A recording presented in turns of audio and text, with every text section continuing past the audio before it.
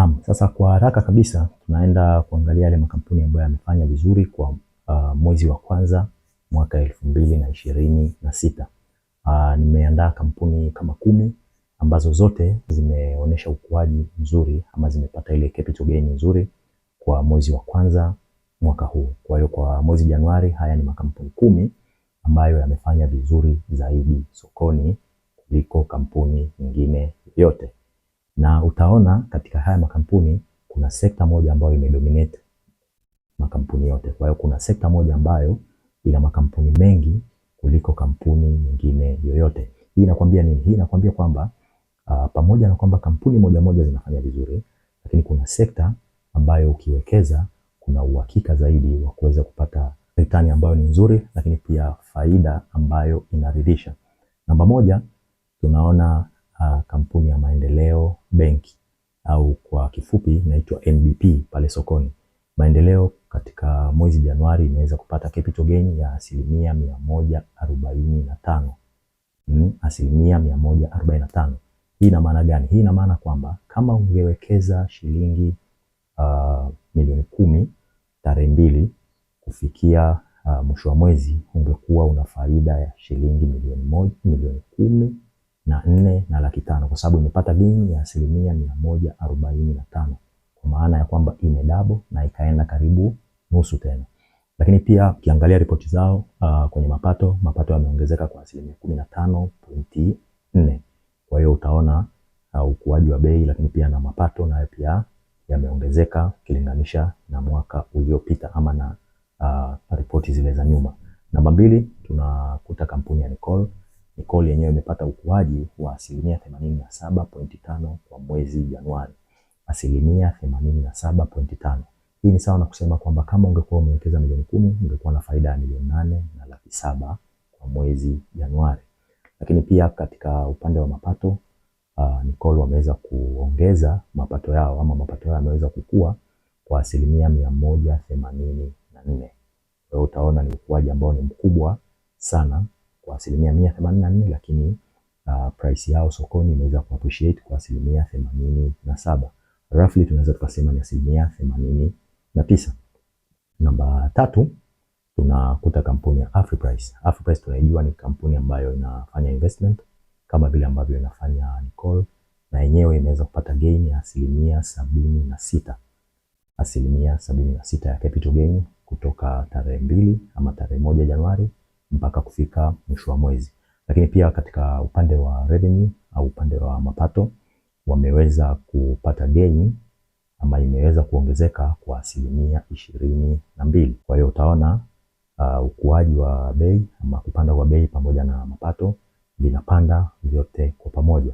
Sasa utaona tayari tumeshaona kampuni 2 za kwenye upande wa uwekezaji, lakini kampuni moja ambayo iko katika financial sector kwa maana ya sekta ya fedha ama katika upande wa mabenki. Ila namba 10 ndio itakusisimua zaidi na utashangaa imewezekanaje kampuni imepata ukuaji huo kwa kipindi cha mwezi mmoja. Namba 4 tunakuta kampuni ya DCB. Nafikiri nikisema DCB inajulikana, ni Dar Community Bank. Ilikuwa Dar Community Bank lakini ikabadilika ikaja kuwa ni DCB ama Dar Commercial Bank. DCB wao wamepata ukuaji wa 71%. Tukizungumzia 71% in terms of faida kwenye pesa, kama ni milioni 10 maana angekuwa na faida ya milioni 7 na laki 1 ndani ya mwezi mmoja wa Januari kwa mwaka huu 2026. Lakini katika revenue growth yenyewe imeweza kupata gain ama ukuaji wa 13%.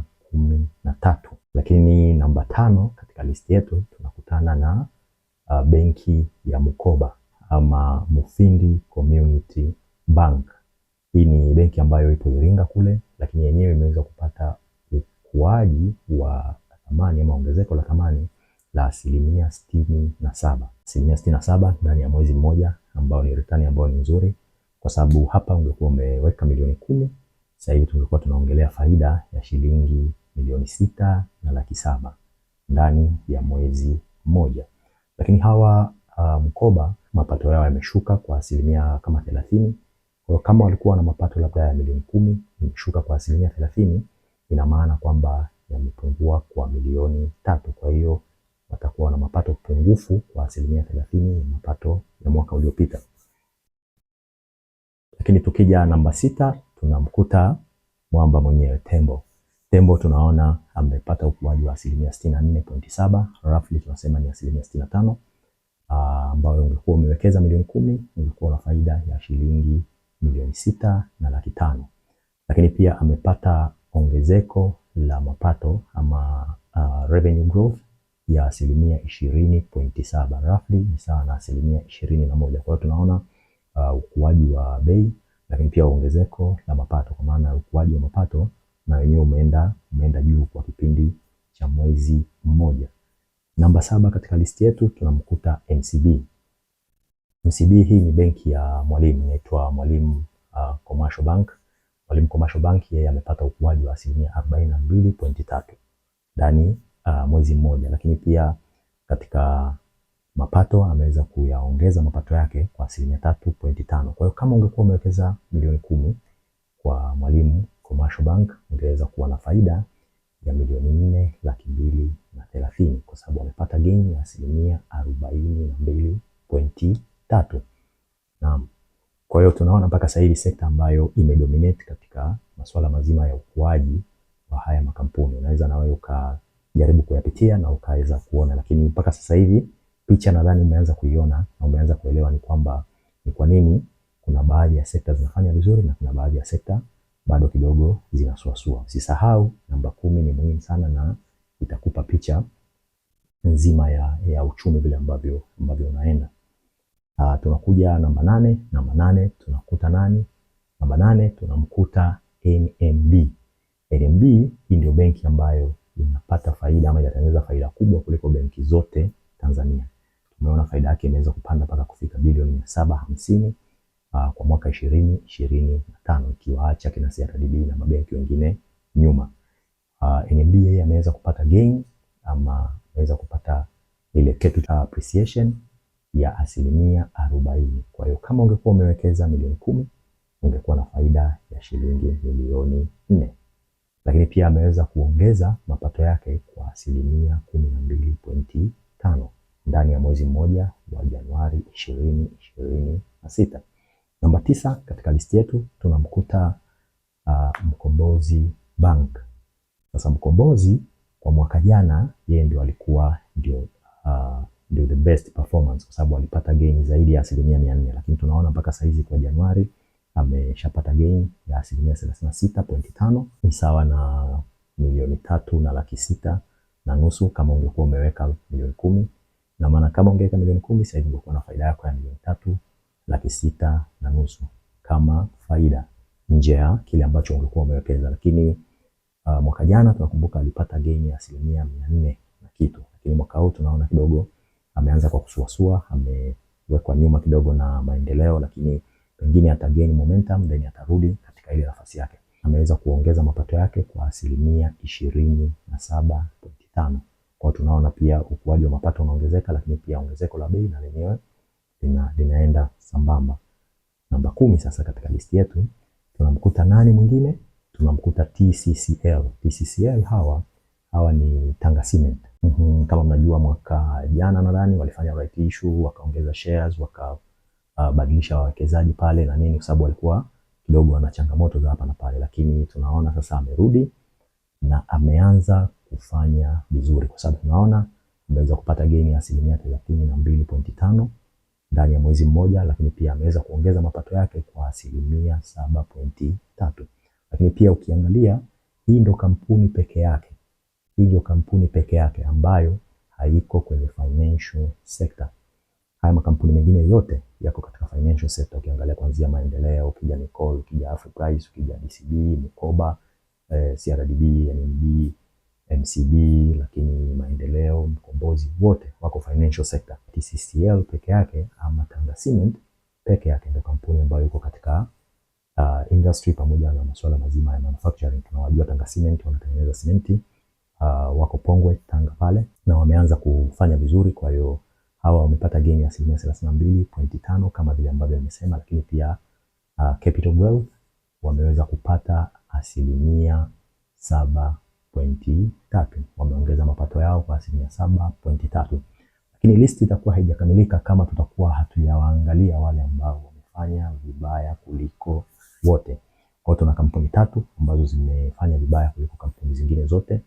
Namba 1 ambaye anaongoza kwa kufanya vibaya ama kushuka thamani, tunamkuta Toll ama Tanzania Gases. Wale wanadili na masuala ya gesi, masuala ya carbon dioxide, masuala ya acetylene, masuala ya gesi zile za kuweka kwenye vinywaji za kwa ajili ya kutunza, gesi zile za kuweka kwenye hospitali, wale watu wanapumua kwa kutumia oxygen, gesi zile za kukata mitambo kama oxygen pamoja na acetylene.